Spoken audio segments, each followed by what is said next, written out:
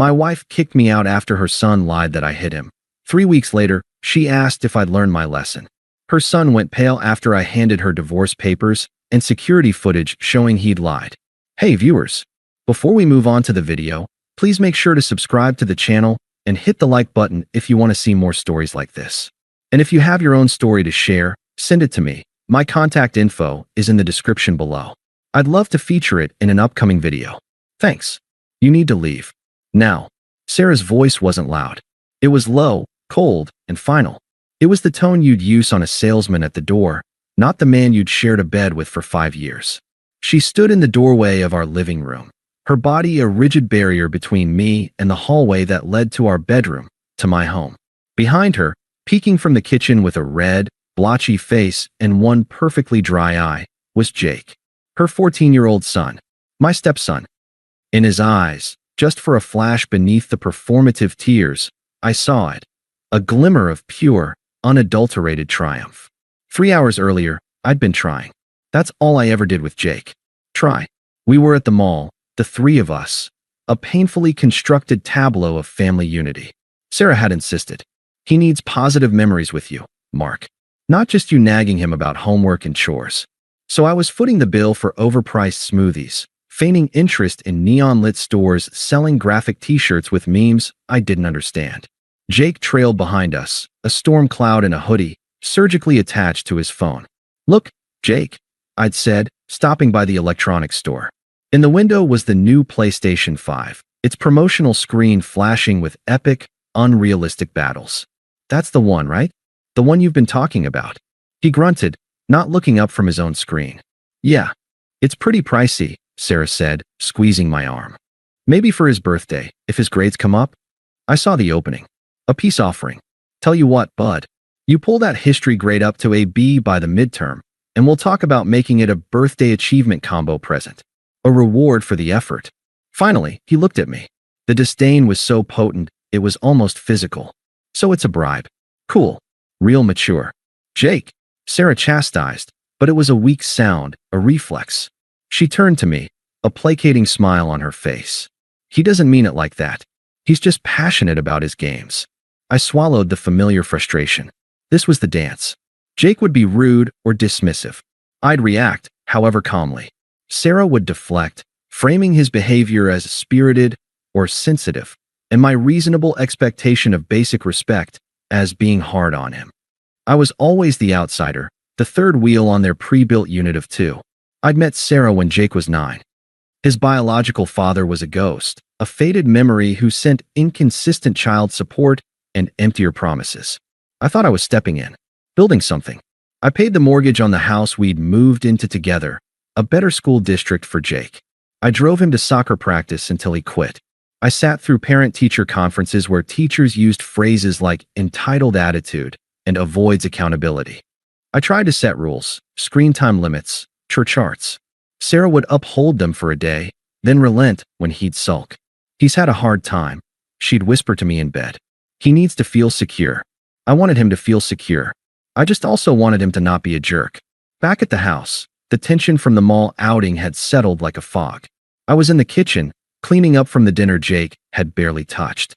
He appeared in the doorway. I need the new PlayStation. Not for my birthday. Now. I put down the sponge. Jake, we talked about this. The deal was for the grade improvement. That's stupid. Mom said you could just get it. She said you make enough. A little knife of betrayal twisted. Had she said that? Undermining me, again, to be the cool parent? It's not just about the money. It's about follow-through.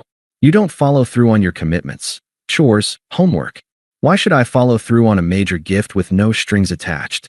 His face darkened. You're not my real dad. You can't tell me what to do. It was an old weapon, well used and dulled from overuse, but it still found its mark. I'm the dad who's here, I said, my voice tight. And in this house, we earn things. The answer is no.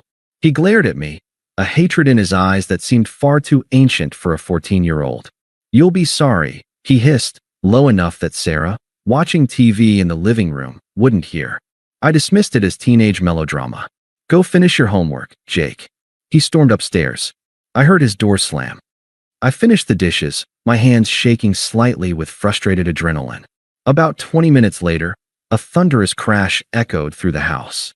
It came from the upstairs hallway, the sound of a body hitting a wall, followed by the clatter of something framed falling. Sarah's show went silent. Footsteps pounded up the stairs. My feet were moving before my brain processed it. I took the stairs 2 at a time. Sarah was crouched in the hallway outside Jake's room. Jake was on the floor, his back against the wall, cradling his left arm. A small framed picture of the beach lay shattered on the floor beside him. He was sobbing, great, heaving, convincing sobs. What happened? Sarah's voice was shrill with panic. Jake looked up, his eyes swimming with tears, and pointed a trembling finger directly at me, standing frozen at the top of the stairs. He shoved me. I said he wasn't my dad and he just lost it. He grabbed me and threw me into the wall. The world narrowed to a silent, screaming tunnel. I saw Sarah's face transform from concern to a pale, furious mask.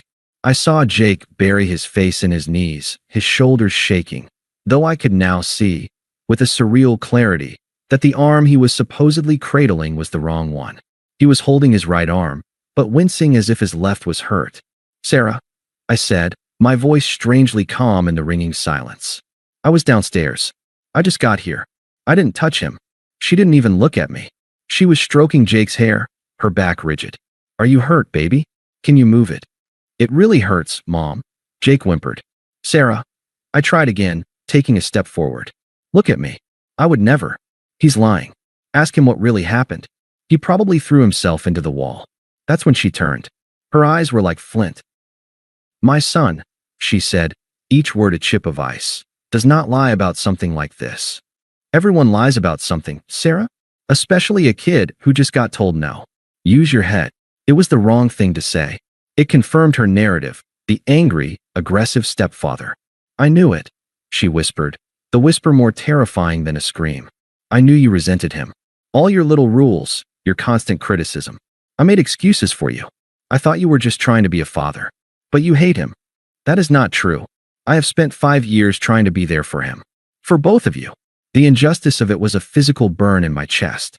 "And this is how you show it," she spat, rising to her feet. She positioned herself squarely between me and Jake. "A protector. From me. By laying hands on him. Over a game. I didn't touch him." I was pleading now, the dignity starting to crack under the sheer, staggering weight of the falsehood. "I don't want to hear it," she said, her voice dropping back into that terrifying, final calm. "Get out. You're choosing not to even hear me? Not to even ask for my side. You're just taking the word of a pissed-off kid over your husband." "There's nothing to hear," she said, her gaze flat and dismissive. "Pack a bag. Leave the keys. We'll talk about you getting your things later." She turned her back on me, kneeling again to fuss over Jake. The conversation was over. I had been tried and convicted in less than 60 seconds. I stood there for a long moment, watching them. The betrayed wife and the victimized son. A perfect, pathetic picture. Jake peeked out from under his mother's arm. He saw me looking, and he didn't smile. He didn't sneer. He just looked at me with a blank, cold emptiness. Then he buried his face again, his sobs renewing with gusto. That blankness did it. It extinguished the last flicker of my hope, my fight. "Okay," I said. The word hung in the air, simple and utterly deflating to her dramatic stand. She'd expected yelling, begging, justification. She got one quiet syllable of acceptance. I walked past them, down the hall to the bedroom we shared. I took the duffel bag from the top of the closet. I didn't rage pack. I moved methodically.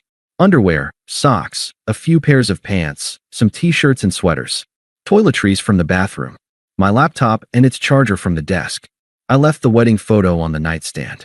I left the watch she'd bought me for our anniversary on the dresser. 5 years of life, condensed into one black nylon bag. I walked back down the hallway. They were still there, a frozen tableau. Sarah was watching me now, a flicker of uncertainty in her eyes. Maybe she'd expected a different script.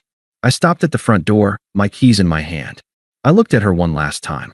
"You should put some ice on that," I said, nodding toward Jake's arm. My voice was utterly neutral. A clinical observation. Then I placed my house key on the small entryway table. I opened the door, stepped through into the cool evening air, and closed it softly behind me. The click of the latch was the loudest sound I'd ever heard. I sat in my car in the driveway for a full 10 minutes, not crying, not pounding the steering wheel, just breathing. The house looked the same. Warm light glowed from the living room window. My home. Our home. From which I had just been permanently exiled based on a child's lie and a woman's refusal to see me. I started the car and drove. I didn't know where to go. I ended up at a generic, budget hotel off the interstate. The room smelled of stale cigarettes and industrial cleaner. I dropped my bag on the floor, sat on the edge of the stiff bed, and stared at the beige wall. The unfairness of it wasn't a wave. It was a slow, rising tide, cold and suffocating. It wasn't just about the lie. It was about her instantaneous, wholesale belief in it. It meant that in some deep, unacknowledged part of her, she'd already believed I was capable of it. I had been on probation in my own marriage, and I never knew. The love I'd given, the stability I'd provided, the patience I'd practiced, it was all conditional. It could be voided by the tearful accusation of a resentful teenager. In the profound quiet of that ugly room, a switch flipped. The hurt didn't vanish, but it was compartmentalized, put in a locked box. In its place came a cold, clear clarity. This was over. I lay back on the scratchy bedspread, staring at the water-stained ceiling tile. The first, unbidden thought wasn't of loss, but of a mundane detail. The small, discreet security camera I'd installed under the eaves by the front door last year after a spate of package thefts. It was motion-activated. It recorded video and audio to a cloud server. It was pointed at the front walk, but its microphone was sensitive. The living room window was right there.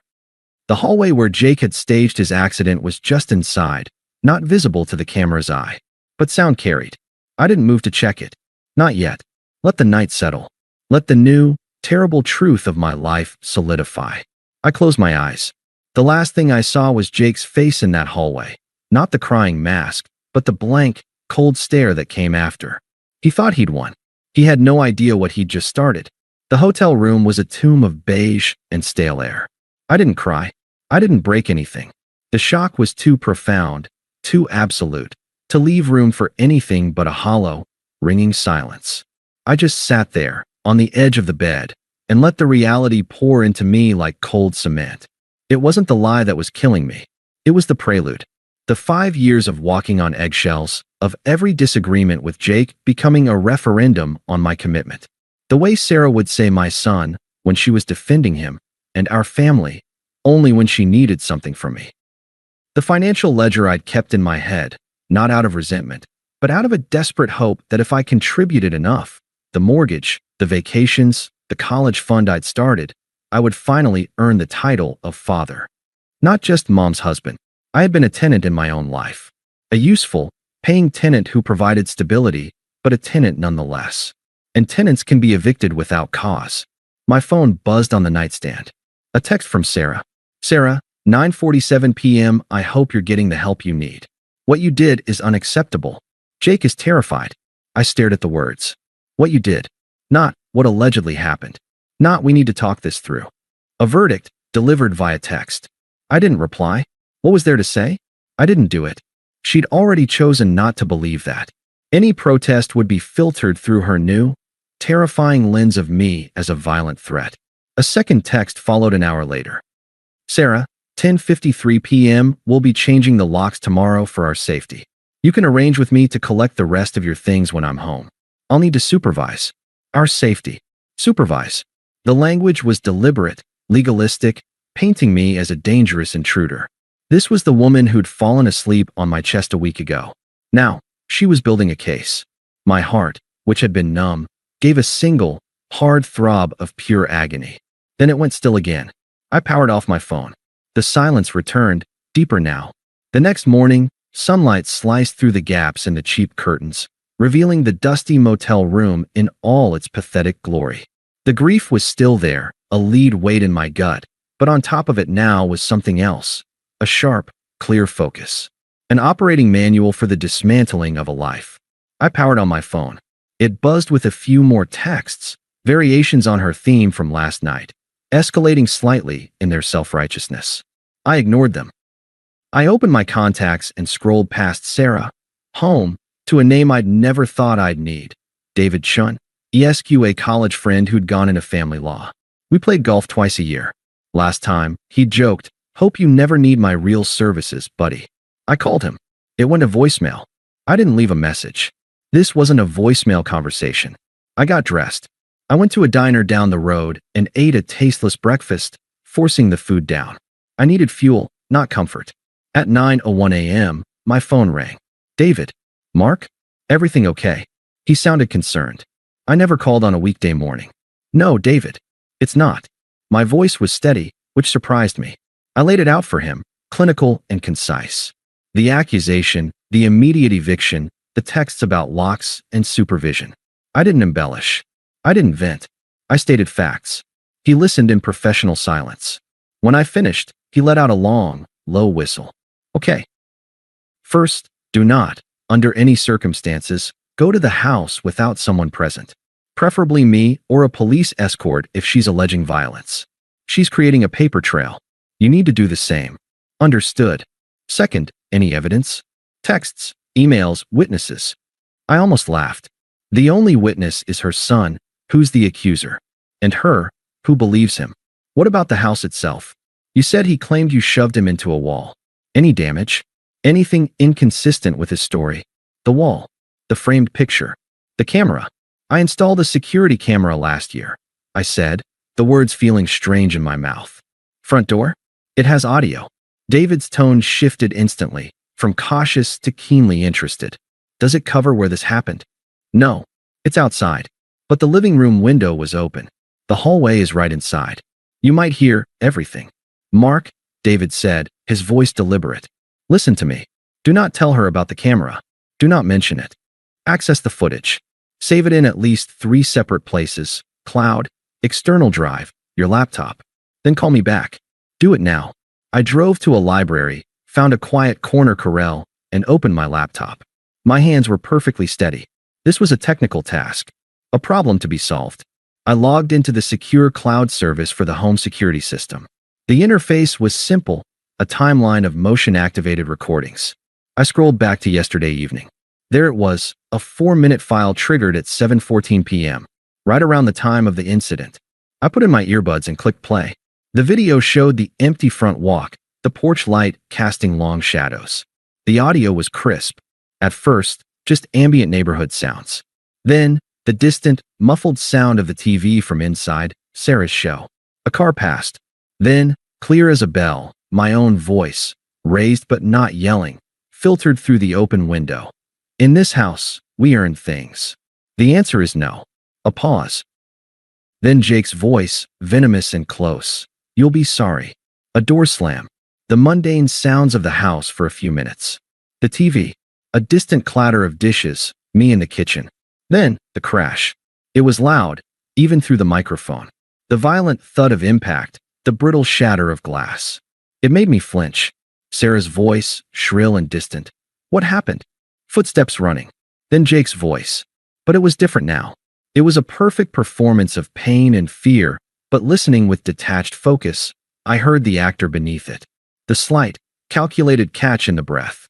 He shoved me. I said he wasn't my dad and he just lost it. He grabbed me and threw me into the wall. My own voice, pleading. "Sarah, I was downstairs. I just got here. I didn't touch him." The following argument played out exactly as I remembered, but hearing it from this disembodied perspective was surreal. Sarah's cold certainty. My escalating desperation. Her final, damning edict, "Get out." Then, the sounds of me moving around, packing. A long silence after the front door clicked shut. And then, the clearest sound of all. Sarah's voice, softer now, soothing. "It's okay, baby. He's gone. You're safe." And Jake's voice. All tears gone, replaced by a flat, petulant tone. "My arm doesn't even hurt that bad. Can I still get the PlayStation?" A beat of silence from Sarah. Then, not anger, not horror, but a tired, almost amused sigh. "We'll see, honey. Let's just get through this first." I stopped the recording. I sat very still in the library corral. The fluorescent lights hummed overhead. A student coughed a few rows away. The world was normal. And on my screen was the digital proof that my marriage had been a fragile illusion, shattered not by a shove, but by a sigh of weary compliance. There was no rage. There was no vindication. There was only a vast, endless sadness, and beneath it, the bedrock of that new, cold clarity. I did as David said. I downloaded the file. I saved it to my laptop's hard drive, to a USB key I bought at the pharmacy, and to a new, private cloud folder. I labeled it meticulously, audio_evidence_7-14.raw. Then I called David back. I have it, I said. The audio. It's all there. His threat, the crash, the false accusation, her reaction. And a conversation after I left where he admits it doesn't hurt and asks for the game console. David was quiet for a moment. Mark, that's a silver bullet. That's beyond a silver bullet. That's the whole arsenal. Do you want me to listen? No, I said. I trust your judgment. What's next? What do you want? He asked, his lawyer voice dropping for a moment, replaced by my friend's concern.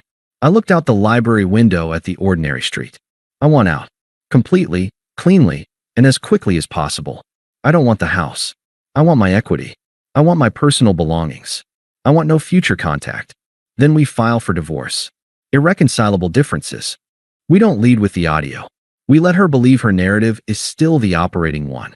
It gives us the strategic advantage. She's changing the locks today, I said. Noted. We'll add unlawful eviction to the filing. It strengthens your position for asset division. I'll have the papers drawn up. We'll file them, but we won't serve her immediately. Why not? A small, hard smile was audible in his voice. Because people who believe they're in the right, and who believe you are defeated, often reveal their true hand. They get arrogant. They tip their cards. Let her sit in her certainty for a little while. Let her commit to her story. When the audio comes out, it won't just disprove her, it will expose the entire charade. It will show the court, and any mutual friends, her fundamental bad faith. It was cold. It was calculated. It was exactly what I needed. Do it, I said. The next 3 weeks were a lesson in suspended animation. I rented a small, furnished apartment. It was blank and impersonal, and I liked it that way. Nothing here could betray me. I went to work. I performed my duties. I was, by all accounts, fine. David filed the divorce petition. It was a simple, clean document stating the marriage was irretrievably broken. It listed my claim for 50% of the marital equity in the home, based on my payment of the mortgage, and a list of personal property to be retrieved. It made no mention of Jake's accusation. It was a business document, dissolving a partnership. I heard snippets about Sarah's life through the muted grapevine of a single mutual friend, Lisa, who was confused and trying to stay out of it. Texts would trickle in. She says it's been so peaceful, but Jake's being a handful. She's complaining about the mortgage payment. Didn't realize how much you covered. I never replied to these probes. Lisa's loyalty was to drama, not to me. Sarah's texts to me had evolved. The accusatory ones stopped after a week of my silence. They were replaced by a different tone. Sarah, week 2, this is so hard on Jake. He's having nightmares. Sarah, week 2. 2 days later, we need to talk about moving forward. This can't go on forever. Sarah, week 3, I'm willing to consider family counseling. For Jake's sake. Each one was a fishing expedition, testing the waters to see if I was broken, if I was ready to cave, to apologize to make it all go away. She was managing the aftermath of her decision and finding it less rewarding than she'd imagined. The texts weren't about me. They were about her increasing burden. I deleted them all, unread, after the first line preview. My only project, my only focus, was the new, quiet rhythm of my own life. I bought groceries for one. I watched whatever I wanted on TV. The silence, which had been oppressive in the hotel, began to feel like peace. I realized how much energy I had spent navigating the minefield of their dynamics, absorbing Sarah's dismissals, absorbing Jake's resentment. That energy was now my own. David called. The papers are ready. She hasn't been served yet. She's going to get a notification from the court that a petition has been filed, but she won't get the physical papers until a process server delivers them. That's your moment of maximum leverage. What's your play? I knew exactly what it was. I had replayed that last conversation in the hallway 1,000 times. Her cold certainty. Her refusal to look at me. Her promise that we'd talk about you getting your things later. It was later. She told me to arrange a time to get my things when she could supervise. I said, my voice devoid of any emotion. I think I'll take her up on that. David understood immediately. You're going to hand her the papers yourself. You want the confrontation. No. I corrected him, and I meant it. I don't want a confrontation. I want an execution, and I want him to watch. There was a long pause on the line. The audio file is in the evidence package for discovery. It doesn't have to be a spectacle, Mark. We can just serve her and be done. She evicted me from my home based on a lie, I said, the first hint of heat entering my voice, instantly cooled. She told our friends I was violent. She is living in a house I pay for, believing she holds all the moral and legal power. I want her to see, in person, the precise moment that power evaporates. Then I will be done. David, to his credit, didn't argue. Okay, but you say nothing until she's got the papers in her hand. Let her make the first move. Record the interaction on your phone in your pocket. For your protection, I will. The night before I was to go, I took the manila envelope from David's office from my briefcase. Inside were the divorce papers. On the last page, beneath the line for her signature, I had printed a simple note. For relevant evidence, see attached link and password. Below it, I wrote the URL to the private cloud folder and the password. The date of my eviction, formatted as she'd said it. Get out now. I placed the envelope on my new, empty kitchen counter. Next to it, I laid out the clothes I would wear. Not the jeans and hoodies of my old at-home life, but crisp chinos and a simple, well-made sweater. The clothes of a man who was not coming home, but closing an account. As I lay in bed in the dark of my silent apartment, I didn't think of Sarah's face. I thought of Jake's, the blank, cold stare he'd given me after the performance. He'd believed he was punishing me for saying no. He had no concept of the chain reaction he'd triggered, the avalanche of consequences that was now, quietly, poised to fall directly onto him and the mother who had enabled him. 3 weeks of silence. 3 weeks of her believing she was teaching me a lesson. Tomorrow, the lesson would end, and the learning would begin. The text came at 4:37 p.m. on a Tuesday, exactly 3 weeks and 1 day after my eviction. Sarah, we need to talk. Come by the house tomorrow at 6. No question mark. No, please. It was a summons, issued from the throne of her presumed righteousness. I looked at the message, a faint, cold smile touching my lips. She'd held out as long as she could. The mortgage payment must have been a shock. The reality of solo parenting a teenage tyrant must have been sinking in. Now, she was ready to dictate the terms of my surrender. I didn't reply. Silence had been my language for 3 weeks, and I saw no reason to break it now. Let her wonder. Let her assume my compliance. The following evening, I dressed carefully in the clothes I'd laid out. Charcoal chinos, a navy cashmere sweater, boots that were polished but not aggressive. I looked put together, successful, and utterly detached. I picked up the manila envelope from my counter. It felt light in my hand, a feather holding the weight of a 5-year illusion. I arrived at 5:58 p.m. Our house. The porch light was on. The lawn was slightly overgrown. A single, limp bag of garbage sat by the curb, overdue for collection. Small details of decay. I didn't ring the bell. I didn't use my key. It was useless now. I stood on the front step and waited. At 6:02, the door opened. Sarah stood there, arms crossed over her chest. She was dressed in yoga pants and an old sweatshirt of mine she'd claimed for lazy days. Her hair was in a messy bun. She looked tired, but her expression was pure, cultivated steel. "You're late," she said, not moving from the doorway. "I'm here," I replied, my voice neutral. "You wanted to talk." She looked me up and down, a flicker of confusion in her eyes. I didn't look like a broken man begging for scraps. I looked like a guest, and an unimpressed one at that. It threw her script. "Come in," she said finally, stepping back with obvious reluctance. The house smelled different. Less like clean linen and the meals I used to cook, more like microwave popcorn and a vague, unwashed staleness. The living room was messy, with Jake's things strewn about. She didn't invite me to sit. We stood in the space between the couch and the TV, where we'd once curled up to watch movies. Jake lurked in the kitchen doorway, a silent spectator.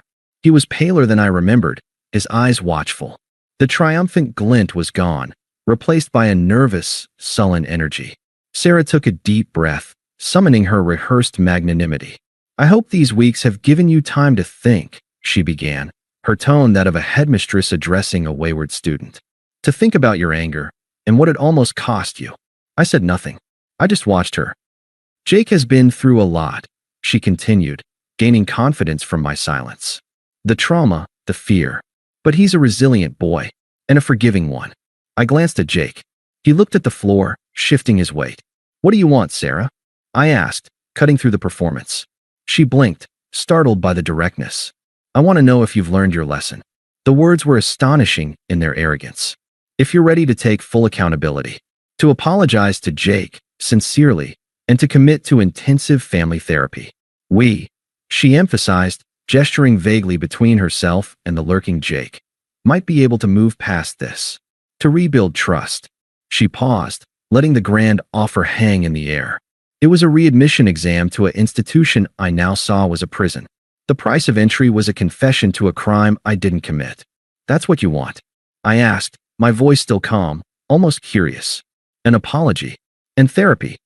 It's the only path forward, Mark, she said, a note of impatience creeping in. You have to own what you did. Completely. Then, and only then, can we even begin to discuss you coming back home.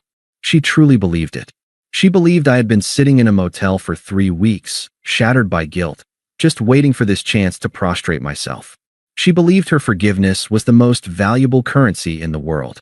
I nodded slowly, as if considering. Then, I held up the manila envelope. I brought you something. Her eyes went to it, wary. What is that? More excuses? A letter. In a manner of speaking. I extended it toward her. You should open it. Hesitantly, she took the envelope.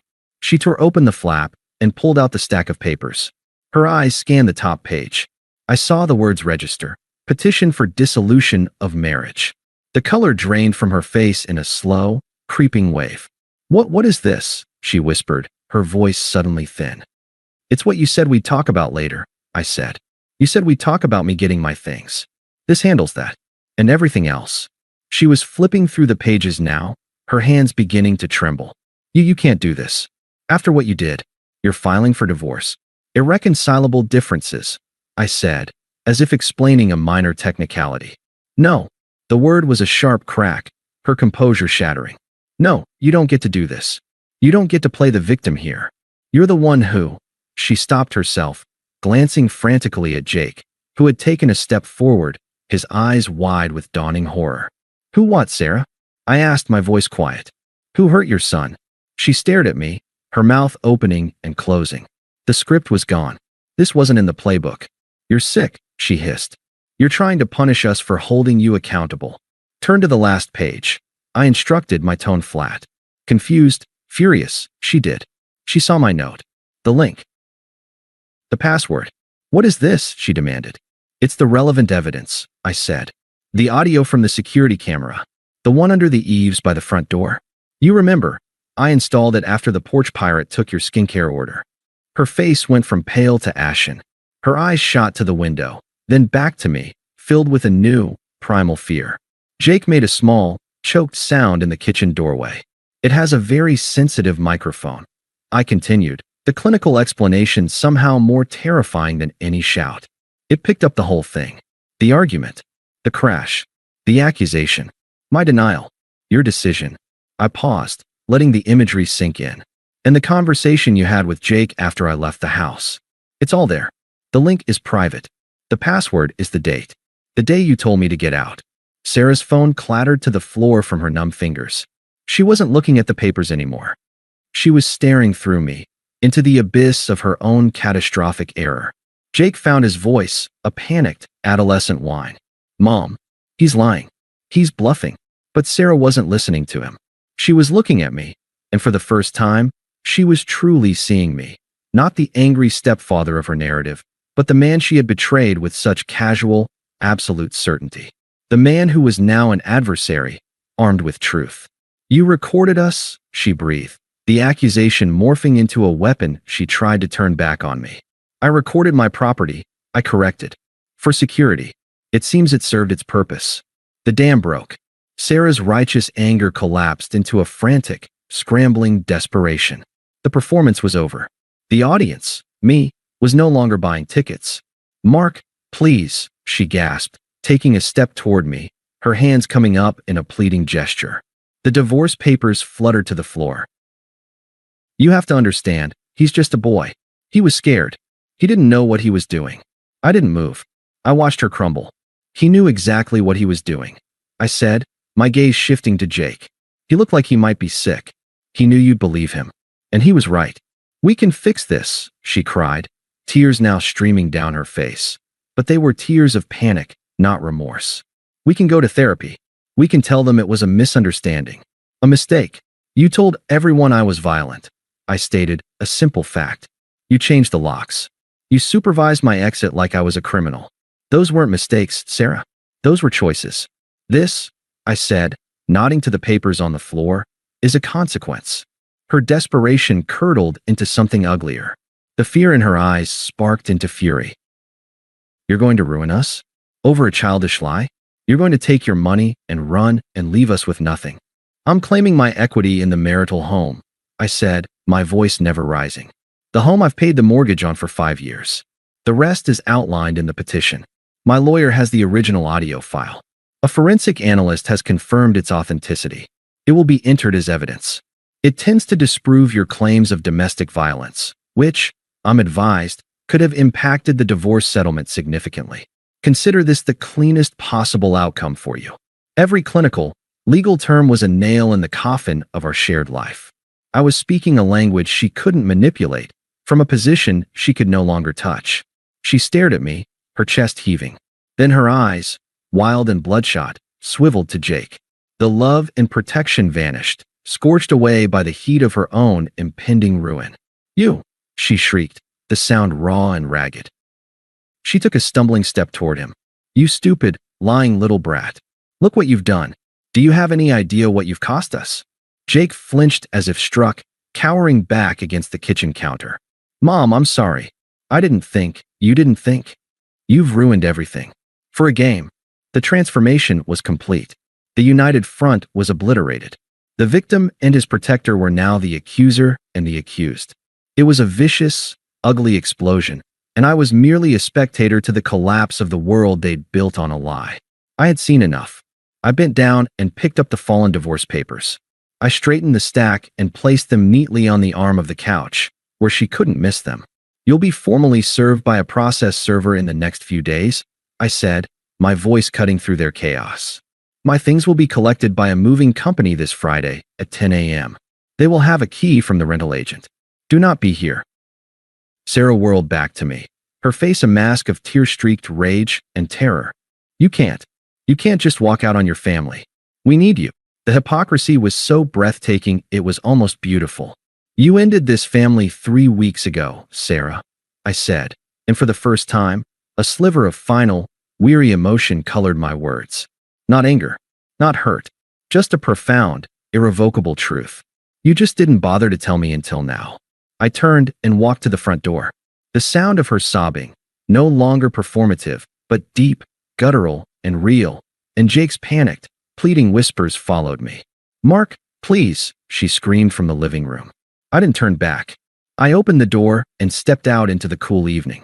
I pulled it shut behind me, the solid thud a perfect bookend to the click of the latch 3 weeks prior. This time, I didn't sit in the car. I started the engine immediately.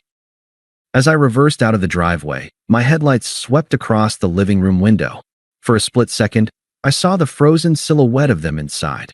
Sarah, her hands clawing at her hair, and Jake, small and hunched against the kitchen doorway. Then I turned the wheel and drove away. The movers came on Friday. They reported a silent, tense house. Sarah was there, red-eyed, watching from the kitchen. Jake was not. They packed my books, my tools, my clothes, the few pieces of furniture that were mine before the marriage. They loaded it all into storage. I would sort it later, donate most of it. The artifacts of that life held no power over me anymore. The divorce proceedings were, as David predicted, straightforward once the audio evidence was disclosed to her lawyer. Her claims evaporated. The settlement was swift. I received a cash buyout of my share of the home's equity. She had to refinance to keep it. I heard through the withered grapevine that it was a struggle, that she'd had to take on a roommate, a co-worker she didn't like. Mutual friends, once divided, slowly learned snippets of the truth. Not from me. I never spoke of it. But stories have a way of leaking. Lisa, the drama lover, eventually sent a long, rambling text about how we all make mistakes, and Sarah is really suffering. I didn't respond. She wasn't seeking truth. She was seeking to recenter herself in the narrative. I had no use for any of them. About 6 months after that night at the house, I was at a hardware store, buying supplies for a shelving unit in my new, permanent apartment. I turned a corner into the paint aisle, and there they were. Sarah and Jake. She looked 10 years older. She was holding 2 paint samples, arguing with him in a low, exhausted hiss. He was taller, lankier, slouching against a cart with his headphones on, ignoring her. Their dynamic was etched in acid, mutual resentment, a bond now corroded by shared culpability. They saw me at the same moment. Sarah froze, the paint cards falling from her hand. Her eyes were wide, a tumult of shame, anger, and a pathetic, lingering hope flashing across her face. Jake yanked his headphones down, his adolescent bravado melting into pure, unadulterated fear. He looked like he wanted the floor to swallow him. I held their gaze for no more than 2 seconds. I didn't nod. I didn't smile. I didn't frown. I simply looked through them, as if they were store fixtures, present, but of no more personal significance than a can of primer or a drop cloth. Then I turned my cart and moved down the aisle toward the fasteners, my focus already returned to the task at hand, building a shelf for my new life. That was the last time I saw them. The divorce was finalized not long after. A piece of paper arrived in the mail. I filed it away and felt nothing. Sometimes, in the deep quiet of my own space, I think about the chain of events, not with bitterness, but with a strange, detached curiosity. A single, petty lie from a resentful child, empowered by a mother's willful blindness, triggered the total collapse of a world. It was like watching a single corrupted line of code crash an entire system. I didn't get a new girlfriend right away. I didn't need to. I traveled to places I'd always wanted to see, on my own schedule. I took a woodworking class. I read books in uninterrupted silence. The energy I had once spent navigating landmines was now spent building a life that was, brick by quiet brick, entirely my own. The betrayal was a fire. It burned everything I had known to the ground. But I walked out of those ashes not seeking revenge, not even seeking justice. I walked out seeking peace. And in the profound, unbroken silence I cultivated for myself, I found it. She thought she was teaching me a lesson about anger. In the end, she taught me the invaluable lesson of my own worth. She and Jake, in their toxic, codependent alliance, had given me the one thing they'd always withheld, my freedom. And for that, I suppose, in the coldest, most detached way possible, I am grateful. Thanks for watching. Make sure to subscribe to the channel and hit the like button. What do you think about this story? Share it in the comments.